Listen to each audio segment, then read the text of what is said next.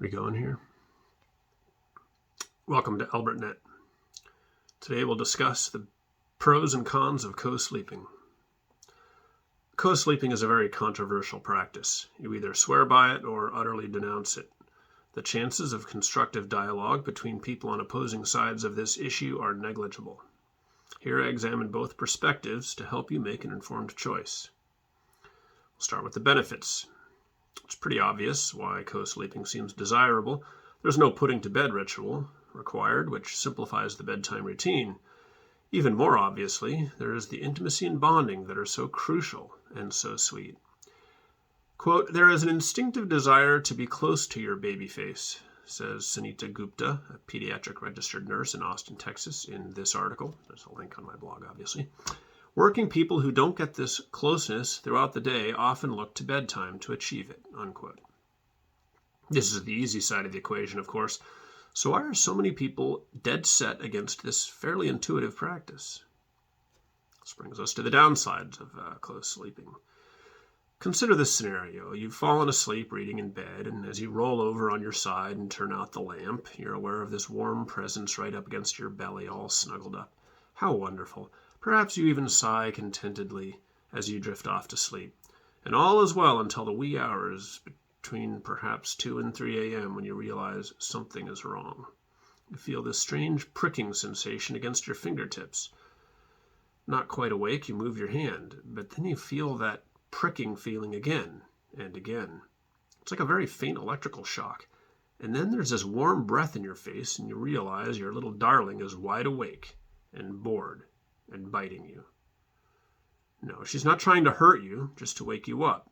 She seems to think it's feeding time. And here's where things get really messy. In the next few moments, your every move is crucial. Your good night's sleep hangs in the balance. Perhaps your best hope is to grab the little rascal very quickly so you can relocate her, because no way is she going back to sleep. But you're delusional if you think this is going to be easy. After all, you're half asleep, and she's wide awake, not to mention possessed of lightning-fast reflexes. If that first attempt at a bear hug fails, you won't get a second one. And let's face it, your chances of catching her the first time are minimal to begin with. She's going to squirt out of your arms in a flash like you stomped on an uncapped tube of toothpaste, and then she's leaping from the bed and off and running. Sure, at this point you could just do nothing and try to go back to sleep, but this is nonsense. You know she'll be back, poking and prodding you, jumping on your stomach and running all around the bed. There's nothing to be done but run after her, and good luck with that. As you chase her around the house, you're stumbling and bumping into things, but she's not. Cats have 6 times better night vision than humans, and at a full sprint can reach 30 miles per hour. Ideally, you could chase her into another room and then leave, closing the door behind you. But how many cats would fall for that? They're crafty little beasts, and if you're devoted to the practice of co-sleeping, you've inadvertently left them all kinds of escape routes.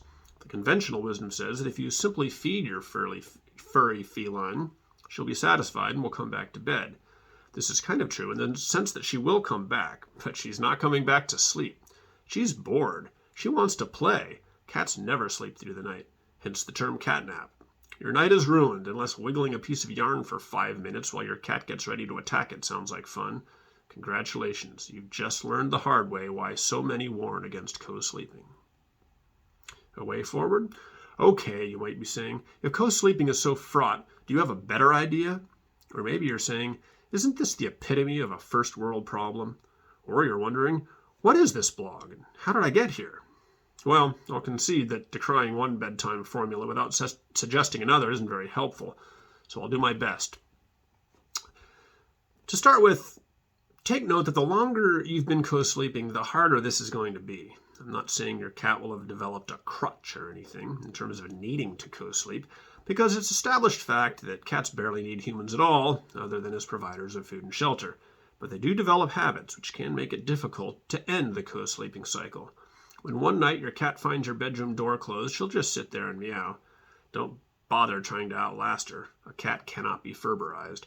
Cats have evolved to be almost infinitely patient, because patience is useful when ambushing prey. Of course, they don't sound patient the way they meow almost continuously, but rest assured, they can go on forever. You might as well try to outlast a dripping faucet. But habits can be changed. Chances are there's a way to strand your little kitty in part of the house where her cries can't be heard from the bedroom. I know this sounds cruel, but bear in mind this animal would happily eat your eyeballs if you died in your home and could no longer feed her. It's a dog-eat-dog world. Okay, perhaps that's not the best metaphor. To be clear, sequestering your cat is probably less Machiavellian than Ferberizing a human, because unlike a human baby whose need for you is existential and whose developing brain cannot reconcile this sense of abandonment, cats are very straightforward thinkers. For them, this is simply operant conditioning. If meowing at the kitchen door doesn't produce results, they will eventually shrug it off, like if their cat door stopped swinging one day. It's no more troublesome to them than it would be for you if the guest Wi-Fi password stopped working at your favorite cafe and the barista told you guest Wi-Fi was only available on weekdays.